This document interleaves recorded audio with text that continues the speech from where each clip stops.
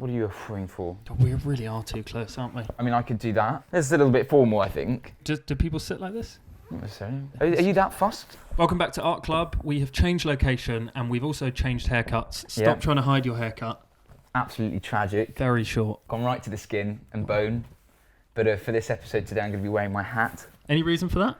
Just a botched job, basically. Today, we're not talking specifically about an art movement. We're talking about a specific artist. A fantastic artist called Gillian Wearing. And let's note, the first time we're actually speaking about a female artist. Yes, indeed. Is she still alive? Still alive today. Living. Still alive and living today. Okay. Gillian Wearing was prominent within the 90s, and she is a popular contemporary artist focusing in the medium of photography, film, and video art. Okay, so a little bit different to what we've been focusing on. A little bit different, a bit more modern. So obviously in the 90s, a lot of artists are playing around with their mediums. So Gillian looked at a lot of photography. In particular, she looked at a lot of masks and a variety of features within her art that concealed identity. It was all about understanding the difference between the public and private spaces. Gillian in 1997 won the Turner Prize for a work called 60-Minute Silence, which she actually recorded in 1996. To cut a long story short, it is a group of policemen and women standing static-ish for 60 minutes. And she filmed this because she wanted to understand and make reference to a lot of periodic portraits where sitters would sit for hours and hours. It's not necessarily just what the sitter's doing, it's their actions, their movements around it. Kind of looks a bit like a school photograph that you might have taken in year 3. Exactly. It looks exactly like you'd have that, standing, in formal lines behind each other. And this bloke at the front's the teacher. Yeah, definitely. He looks pretty stern. He looks pretty smug. Headmistress possibly on the left. But it's really cool. And Gillian, most recently in 2018, was commissioned to do a sculpture in Parliament Square of Millicent Fawcett. Do you know who Millicent Fawcett is? Suffragette. So one of the leaders of the suffragette movement, as well as a social campaigner. And it's fantastic that, one, that's the first female sculpture It's that's about bloody time. sculpting a female in Parliament Square. It's a bit of a tongue twister.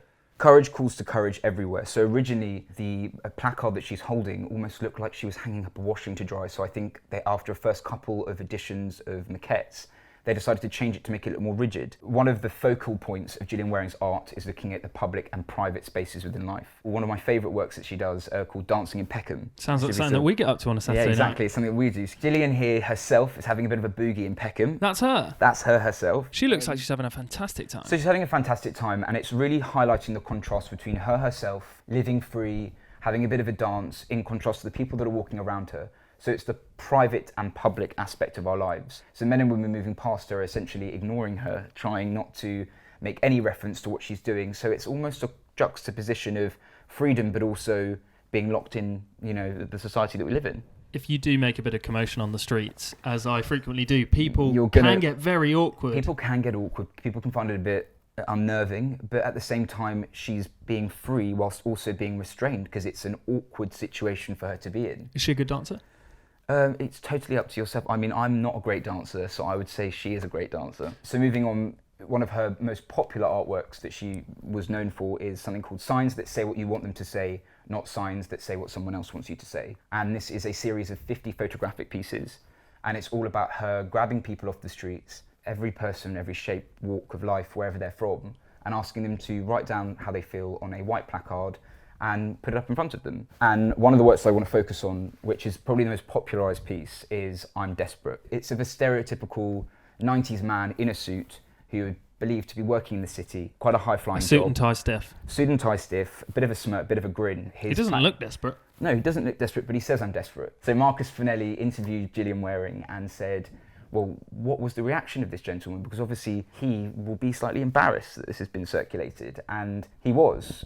People were shocked. The audience reception for this they were shocked that someone of his calibre could be stating that he's desperate. Surely he's wealthy.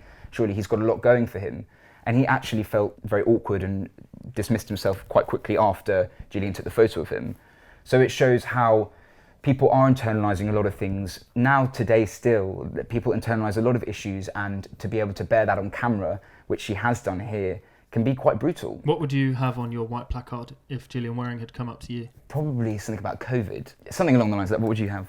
My legs really hurt from cycling around so much. Not really thought-provoking, but anyway, this also makes a bit of a mock of photo documentary pieces. So throughout art history, photo documentary is something which critiques real life, real subjects. Here it's doing the same thing, but it's not necessarily showing what the photo is saying, it's what the person inside their head is saying. Throughout the 90s to the noughties, she uses a lot of video art pieces which have masks. Confess all on video, don't worry you'll be in disguise, called Gillian. So this was a Time Out article which people were reactive to and obviously responded to, and it's a series of video pieces where people are wearing wigs, masks, distorted, and they basically reveal some of their deepest, darkest secrets. How deep and dark?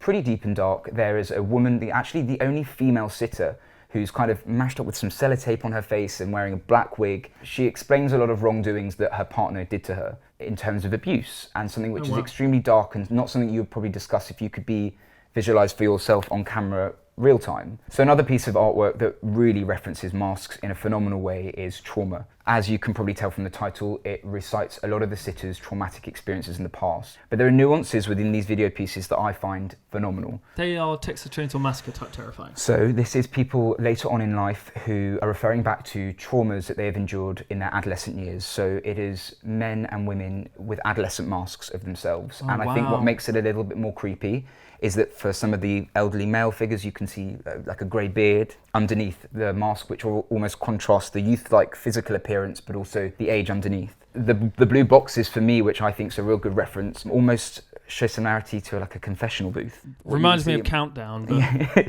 a little bit, but as they're in this box, this confide, they're almost able, through wearing a mask, to confess more about their past, more about their traumatic experiences, because no one can see their identity is concealed. Following on with the continuation of masks, Gillian Wearing did a fantastic series, self-portraits of herself sitting as members of her family. Wait, sorry, is she wearing a mask here? So she's wearing a mask here. That skin looks flawless. Yeah, it's fantastic. I think the black and white monochrome helps it a bit. Okay.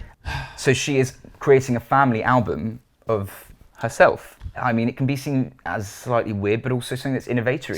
Slightly weird. Hey, Mum, I got you a Christmas present. Here's me wearing your face. But you think what I also think is quite interesting is that memories through photos are probably the most vivid memories. When you sit down with your family, you look through a family album, and she's creating that here. Okay. So what she's doing here is the only part that's being revealed is the eyes. And for her, she's a part of every member of her family. So it's once again the juxtaposition of herself, her eyes, and also the physical facade in front of her, which is reference to her family members. Those are just a selection of some of Gillian Wearing's works. Do you have any questions? I've got so many questions. This is the thing, so it's good to know that with contemporary art, there will be so many questions. You know, a lot of conceptual pieces, which are throughout artwork that's created today, leaves you wanting more, leaves you to paint your own picture on why the artist has created what they have. We might have to recreate the 1994 piece Dancing in Peckham. I'd love to do that. We might have to do that slightly later when we can actually go do that. We'll be back next week with another art movement artist, maybe another female artist. Maybe another female artist, yeah, for sure. Yeah. Okay. Have a think about it. Anyway, take care, guys. We'll see you then. Thanks for watching. Bye. Bye.